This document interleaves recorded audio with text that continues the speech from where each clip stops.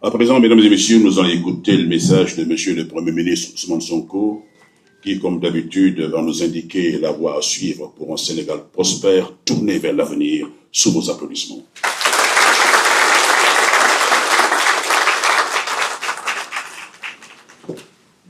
Merci beaucoup. Monsieur le ministre secrétaire général du gouvernement, Madame la secrétaire d'État auprès du Premier ministre, chargée des relations avec les institutions, et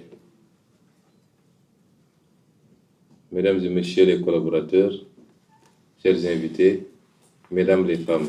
Donc nous sommes là, ravis d'être là aussi, en tant que chef du gouvernement, et pour partager avec vous cette journée. Tout à l'heure, mon assistante est passée, et je lui ai dit, c'est une coïncidence que je sois habillé en blanc. Je ne savais pas que vous seriez tous habillés en blanc. C'est simple, une coïncidence.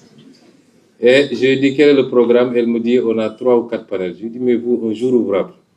Au lieu d'aller travailler, c'était hier la journée sans réalité.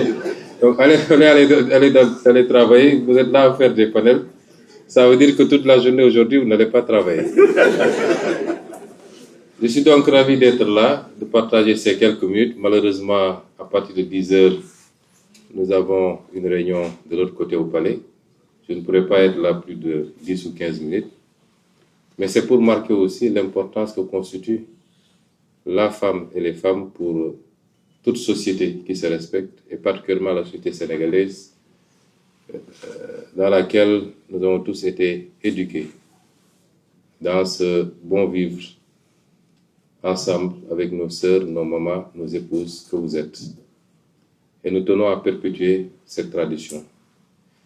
Notre vision de ce que doit être la femme, je crois qu'on l'a suffisamment explicité à travers nos discours, à travers nos récits, mais également à travers les ouvrages que nous avons publiés, mais aussi à travers nos programmes politiques.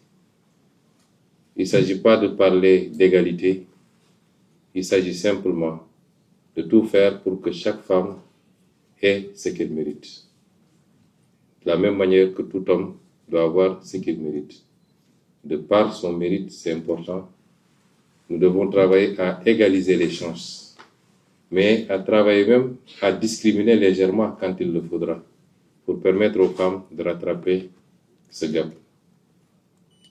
Quand j'étais aux impôts, j'avais tendance à dire que si on veut régler un certain nombre de problèmes liés à la corruption, il faut confier aux femmes toutes les responsabilités au manipule de l'argent.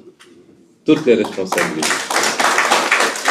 Parce que les statistiques ont prouvé que c'est malheureusement la zone qui est la mienne, qui est la plus exposée à certains phénomènes, notamment la corruption, aussi bien en quantité qu'en volume. Tout à l'heure, en venant, j'ai discuté avec Madame le ministre de la Justice, elle me dit que les statistiques carcérales, c'est qu'il y a 3,4% seulement de femmes dans les prisons. 3,4% de femmes. Tout le reste, c'est les hommes. Ça veut dire que les femmes respectent beaucoup plus la loi et les règles de la société. Et c'est pourquoi aujourd'hui, si on veut bâtir un pays, on ne peut pas le faire sans les femmes. Le pays qui avance sans ces femmes est le pays qui n'avance justement pas. Et c'est pourquoi nous allons continuer à travailler, à poser des mesures concrètes.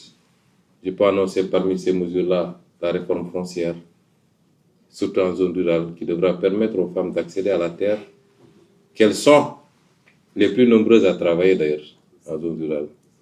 Permettre aux femmes d'accéder beaucoup plus, et beaucoup plus généralement, aux responsabilités.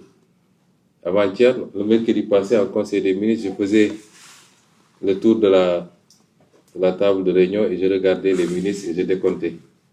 Bon, on a, je crois, 5 femmes, n'est-ce pas, Marie-Rose? 4 femmes. Et je décomptais. Je me disais, bizarrement, si on me disait en qui tu as confiance le plus dans cette salle-là, je dirais c'est les 4 femmes-là. Parce que je sais qu'elles trahiront pas.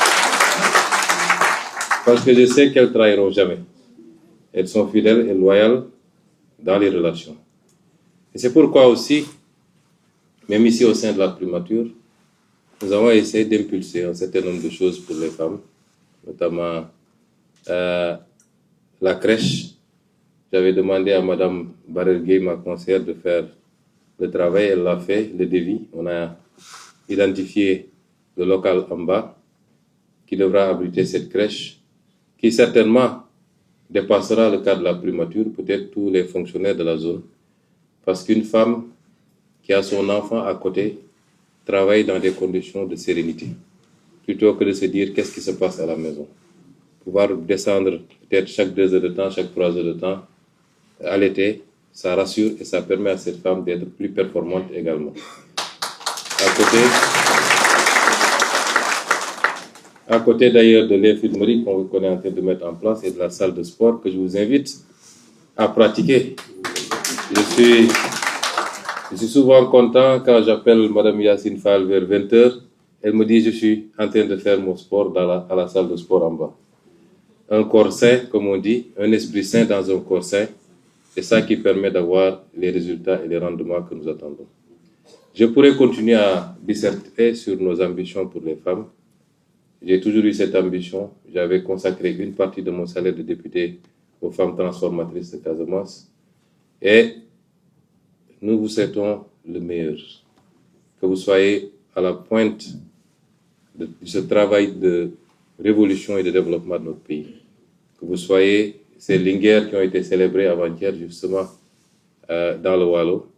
Que vous soyez les Aline Sitoé, mais que vous ne soyez pas seulement des faire-valoir quand il le faut. Et c'est ce que nous souhaitons pour toutes les femmes. Je voudrais terminer mon propos par vous féliciter tous et vous remercier pour le travail que vous abattez. Je pense qu'on a dépassé maintenant l'ère où, dès que vous parliez d'une femme dans la fonction publique, on vous disait qu'elles sont là pour se maquiller. Aujourd'hui, parmi les plus performantes figurent les femmes. Et nous voyons le résultat de ce travail tous les jours. Donc, je vous félicite tous. Je fais une mention spéciale à mes assistantes, Mme Top et Mme Saré, et particulièrement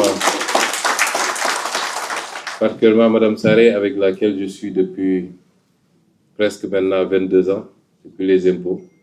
Une femme dévouée, loyale, compétente. Et je voudrais lui rendre hommage et à travers elle, vous rendre hommage à tous, à toutes, et vous souhaiter une très très bonne fête de 8 mars, que ce soit une fête qui ouvre les portes du progrès, du progrès pour les femmes, de toutes les femmes du Sénégal et toutes les femmes du monde, du rehaussement de votre place dans cette société, aussi bien dans les foyers que sur le champ du travail. Je vous remercie.